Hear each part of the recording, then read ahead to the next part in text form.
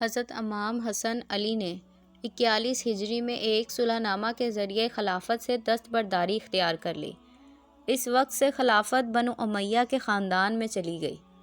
تاہم امیر معاویہ کی وفات 60 ہجری کے بعد بار بار خلافت کے دعوے دار اٹھتے رہے اور بنو امیہ میں اور ان مدعیان میں جنگ جاری رہی۔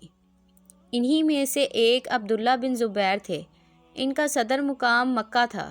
انہوں نے بنو امیہ کی خلافت کو تسلیم نہیں کیا، چنانچہ بنو امیہ کے عامل حجاج بن یوسف سے ان کی جنگ ہوتی رہی، یہاں تک کہ 73 ہجری میں وہ مکہ میں لڑتے ہوئے شہید ہو گئے۔ امام بخاری میں روایت کیا ہے کہ فتنہ ابن زبیر کے زمانے میں 2 آدمی حضرت عبداللہ بن عمر کے پاس آئے اور انہوں نے کہا کہ لوگ برباد ہو رہے ہیں اور آپ عمر فاروق کے صاحبزادے ہیں اور رسول اللہ صلی اللہ علیہ وسلم کے صحاب میں سے ہیں، پھر کیا چیز ہے جو آپ کو روک رہی ہے کہ آپ ان سے جنگ کے لیے نہیں نکلتے؟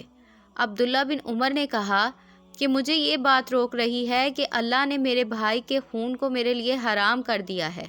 صحابہ کرام نے کہا، کیا اللہ نے حکم نہیں دیا کہ ان سے جنگ کرو یہاں تک کہ فتنہ باقی نہ رہے؟ عبداللہ بن عمر نے کہا، ہم نے جنگ کی یہاں تک کہ فتنہ باقی نہ رہا اور دین اللہ کے لیے ہو گیا، اور تم چاہتے ہو کہ جنگ کرو یہاں تک کہ فتنہ پیدا ہو اور دین غیر اللہ کے لیے ہو جائے۔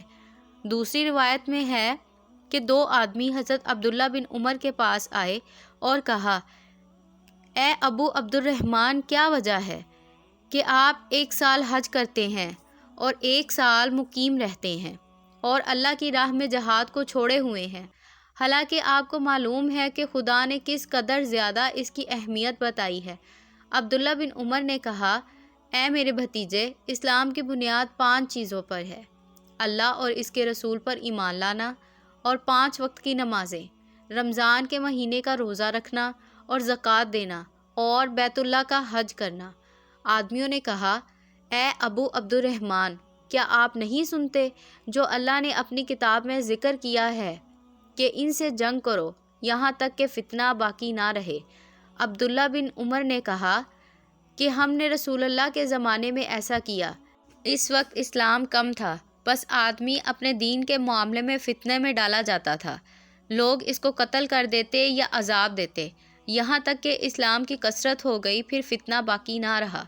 خلیفہ ثالث حضرت عثمان رضی اللہ تعالیٰ عنہ سے کچھ مسلمانوں کو سیاسی شکایت ہو گئی۔ وہ مدینہ میں گھس آئے اور آپ کے مکان کو چاروں طرف سے گھیر لیا۔ حضرت عثمان اپنے مکان کی چھت پر چڑھے اور باغیوں سے کہا کہ تم جو میرا محاصرہ کیے ہوئے ہو اور میرے قتل کے درپے ہو، کیا اپنے اس فعل کے حق میں تمہارے پاس قرآن کی کوئی دلیل ہے؟ ایک آدمی آگے بڑھا اور اس نے کہا، ہاں۔ اس کے بعد اس نے قرآن سے جہاد اور قتال والی آیتیں پڑھ کر سنانا شروع کر دیا۔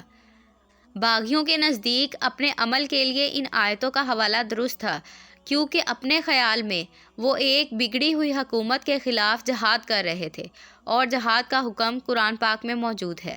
مگر حضرت عثمان نے ان کے اس استدلال کو تسلیم نہیں کیا۔